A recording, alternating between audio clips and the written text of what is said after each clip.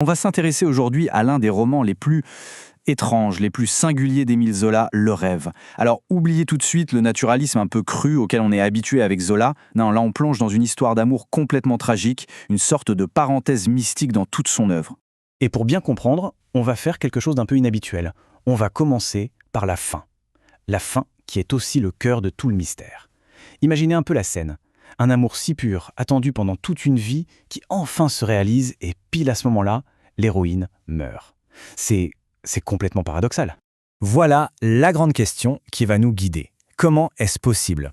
Pour trouver la réponse, il faut qu'on remonte le temps, qu'on découvre qui était vraiment Angélique et surtout d'où venait ce rêve si puissant, si dévorant. Alors, première étape, la fille qui rêvait. Tout commence bien sûr avec notre héroïne, Angélique, et on va voir que toute sa vie, depuis sa naissance, semble l'avoir préparée à ce destin. Son parcours, il commence de manière assez sombre. C'est une orpheline, abandonnée, qu'on retrouve dans la neige. Elle est recueillie par un couple de brodeurs d'ornements d'église. Du coup, sa vie est complètement cloîtrée, rythmée par un travail hyper minutieux et par la lecture de vies de saints, de martyrs, bref, un monde totalement coupé de la réalité. Et c'est justement dans cette solitude quasi totale que son monde intérieur va exploser.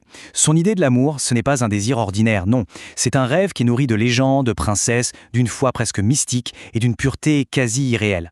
En fait, elle n'attend pas un homme, elle attend une sorte de vision, le prince d'un conte de fées. Deuxième temps fort de l'histoire, le coup de foudre. Forcément. Après des années à façonner ce rêve en secret, un beau jour, ce rêve semble prendre forme dans le monde réel. C'est l'étincelle qui va tout changer. La scène est vraiment digne d'un roman. Elle est au bord de la rivière, et là, elle rencontre un jeune homme, Félicien. L'attirance est, foudroyante, immédiate, des deux côtés. Mais pour Angélique, ce n'est pas juste une rencontre. C'est bien plus que ça, c'est une révélation.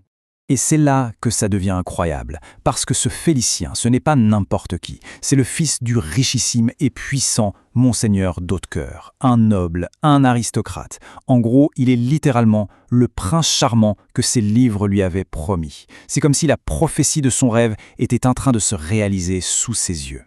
Et on en arrive à la troisième partie, quand les mondes s'affrontent. Parce que c'est bien beau d'avoir un rêve, mais quand il percute de plein fouet le mire de la réalité, le choc est souvent inévitable. Et là, il va être violent. Ce tableau, il résume parfaitement la situation. D'un côté, on a le monde d'Angélique, le peuple, le travail, la foi, le spirituel. Un monde presque angélique, comme son nom l'indique. Et de l'autre, le monde de Félicien, la noblesse, le pouvoir, l'argent, les considérations matérielles, la réalité bien terrestre. Ce sont deux univers qui ne sont pas censés se rencontrer. Et du coup, les obstacles sont gigantesques. Évidemment, les deux familles s'opposent mais de manière féroce à cette union. Il y a le fossé social, qui est un gouffre. Il y a aussi cette idée de l'hérédité maudite d'Angélique, qui est une descendante des Rougon-Macquart. Et même les désirs plus physiques de Félicien viennent menacer la pureté absolue du rêve d'Angélique. Face à tout ça, elle se consume. Elle tombe malade de chagrin. Ce qui nous amène, forcément, à la dernière partie, la fin tragique d'un rêve. On sent bien que cette situation ne peut pas durer. Mais la résolution de ce conflit va avoir un coût absolument terrible. Alors là, tout s'accélère. En voyant Angélique littéralement en train de mourir, les familles finissent par céder. Le mariage est organisé en urgence. Elle est tellement faible qu'on doit la porter jusqu'à l'autel. Et là, sur le parvis de l'église, au sommet de son bonheur, elle reçoit de Félicien son premier et son unique baiser. Et à cet instant précis, elle meurt. Alors, que s'est-il passé ? C'est ça, toute la problématique du roman, comme dit Zola. Le vrai conflit, il n'est pas seulement social, il est philosophique. C'est l'opposition totale entre un idéal d'amour parfait, absolu, et la réalité physique, imparfaite de la vie. Le rêve d'Angélique était tout simplement trop pur, trop éthéré pour survivre au simple contact du monde réel, même au moment de son accomplissement. Et c'est ça toute l'ironie tragique de cette histoire. Au moment exact où son rêve spirituel se réalise, où elle touche enfin à son idéal, sa vie physique, elle, est anéantie.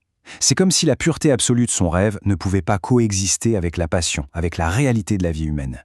Le bonheur, même le plus désiré, a en quelque sorte détruit l'ange. Ce qui nous laisse avec une question assez vertigineuse. Au fond, ce rêve qui a structuré toute sa vie, qui lui a donné un but, était-ce une magnifique prison qui l'a empêché de vivre ?